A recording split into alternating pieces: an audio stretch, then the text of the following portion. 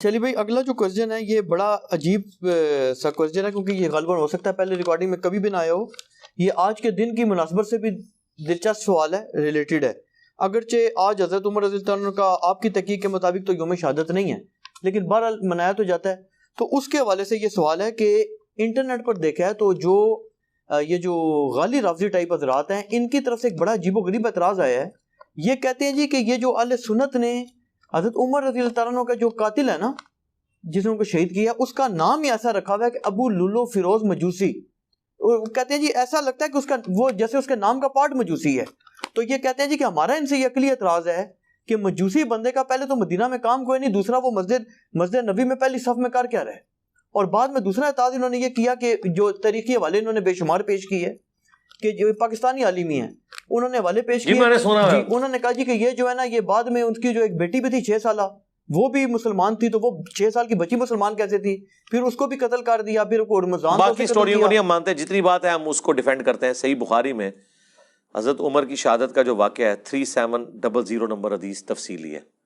اس میں جب حضرت عمر کو زخم لگا ہے تو انہوں نے پہلا سوال یہ کیا ہے کہ یہ میرے پہ حملہ کرنے والا مسلمان ہے یا کافر؟ تو بتایا گیا مجوسی غلام ہے، کافر ہے.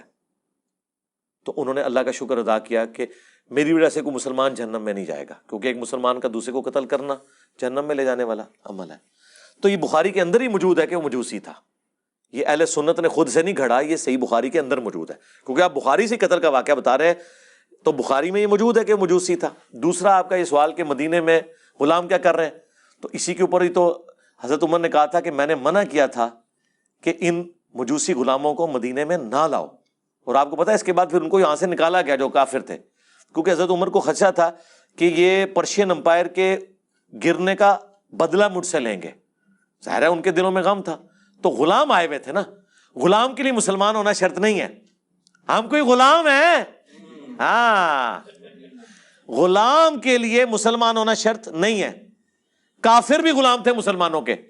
یہ وہ ہوتے تھے جو جنگوں کے دوران قیدی بنائے جاتے تھے، مسلمان انہیں غلام بناتے تھے. اور ان کی عورتیں جو جنگ لڑنے آتی تھیں وہ مسلمانوں کی لونڈیاں ہوتی تھیں، جو جنگ لڑنے آتی تھی. جو پیچھے علاقوں میں تھی وہ نہیں. ایک الگ سے ایک ٹاپک ہے الجہاد فی الاسلام، مولانا مودودی کی کتاب پڑھ لیں. تو وہ غلام جب مسلمان لے کے آتے تھے تو ان کو زبردستی کلمہ نہیں پڑھاتے تھے، خود اخلاق سے متاثر ہو جائیں الگ بات ہے. وہ کافر ہی ہوتے تھے تو مدینے میں تھے، اس کے بعد پھر نکالے گئے اس واقعے کے بعد. اچھا، اب آپ نے جو یہ بات کی کہ مسجد میں نماز پڑھتا، مجھے بتائیں کوئی سی سی ٹی وی کیمرہ ہے مسجد کے اندر؟ فجر کا وقت ہے، مسجد میں کوئی نہیں لگی ہوئی لائٹنگ بھی نہیں ہے. آج کے زمانے میں بھی آپ کسی گاؤں کی مسجد میں جہاں لائٹیں نہ ہو، آپ اس کو چھوڑ دیں کوئی جانور بھی مسجد میں لے جائیں تو پتہ نہیں چلے گا جب تک کہ کسی کو نظر نہ آ جائے. اور مجھے بتائیں فجر کی نماز میں ہزاروں کا مجمع، سینکڑوں نہیں ہزاروں کے مجمع میں آج بھی آپ کس جگہ گھسانا چاہتے ہیں؟ میں کسی پادری کو کسی مسلمانوں کی مسجد میں بھیج دیتا ہوں تو آپ یہ کہیں گے پادری مسجد میں کیسے آ گیا؟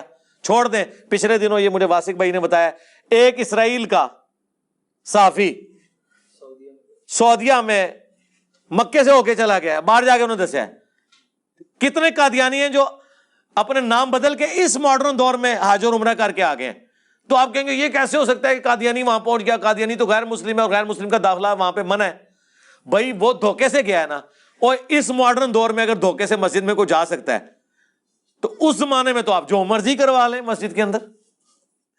یہ تو نہیں تھا کہ مسجد میں چیکنگ ہوتی تھی، پہلے بوتھی دیکھی جاتی تھی، ہوں تو اندر جا. آج نہیں دیکھی جاتی. مجھے بتائیں آج کے اس دور میں کیا آپ کسی غیر مسلم کو، جس کا حلیہ سری سری روی شنکر کتنا خوبصورت ہے، جس نے وہ ذاکر نائک سے مناظرہ کیا ہے، جس نے وہ مناظرہ نہیں دیکھا ہوا، یقین کریں اس کو کسی مزار پہ آپ پگڑی پہنا کے بٹھا دیں لوگ اس کے ہاتھ بھی چومیں گے، ہے ہندو ہے، پتہ ہی نہیں چلے گا. ہاں وہ سندور لگا کے بیٹھے گا تو شاید لوگ پہچان لیں، اس کے بغیر تو نہیں پہچانیں گے. تو یہ اعتراض ہی بالکل کتنی غیر علمی باتیں ہیں کہ ہمیں پتہ لگ گیا. اس طرح کے فضول اعتراضات کرتے ہیں. او جی علی بھائی نے کہا جناب کہ جی وہ اس زمانے میں دروازے نہیں ہوتے تھے، تو دوسری طرف وہ حدیث سناتے ہیں کہ جی باغ کا دروازہ تھا دستک ہوئی. سرکار گھروں کے دروازے نہیں ہوتے تھے، اس لیے تو آیا ہے قرآن میں لکھا ہوا ہے یہ تو کہ جب کسی کے گھر جاؤ تو اجازت مانگ لو. اور ایسے گھر جن میں کوئی آباد نہیں وہاں تم بغیر اجازت کے بھی داخل ہو سکتے ہو. دوسرے گھروں میں اجازت لے کے داخل ہو. بھئی جب دروازہ بند ہے تو اجازت لینے کی ضرورت ہے؟ اس لیے کہ دروازے بند نہیں ہوتے تھے, دروازے ہوتے ہی نہیں تھے, صرف ایک راستہ ہوتا تھا, اس کے آگے پردہ لٹکا ہوا ہوتا تھا, اور آپ نے اس پردے کے پیچھے اجازت لینی ہوتی تھی اور پھر اندر. اسی لیے کہا گیا اپنے گھر میں بھی داخل ہو تو آپ نے سلام کر کے داخل ہونا ہے. کیوں؟ ورنہ تو دستک ہی کافی ہوتی ہے اٹینٹیو کرنے کے لیے. اس لیے کہ دوسرا بندہ تو اجازت لے کے داخل ہوگا, عام بندے کو اجازت کی ضرورت نہیں, تو السلام علیکم کہہ کے داخل ہو, تاکہ اگر گھر کے لوگ کسی آکورڈ پوزیشن میں ہیں تو اپنے آپ کو پہلے ہی درست کر لیں.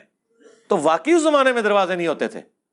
ٹھیک ہے, اسی لیے تو حضور علیہ السلام کے چرپائی کے نیچے وہ کتے کا بچہ چلا گیا تھا, مدینے کا کتا, سگے مدینہ, تو حضرت جبرائیل انٹر نہیں ہو رہے تھے. صحیح مسلم میں آتا ہے, جب نکالا تو حضرت جبرائیل علیہ السلام ہے, اوریجنل سگے مدینہ.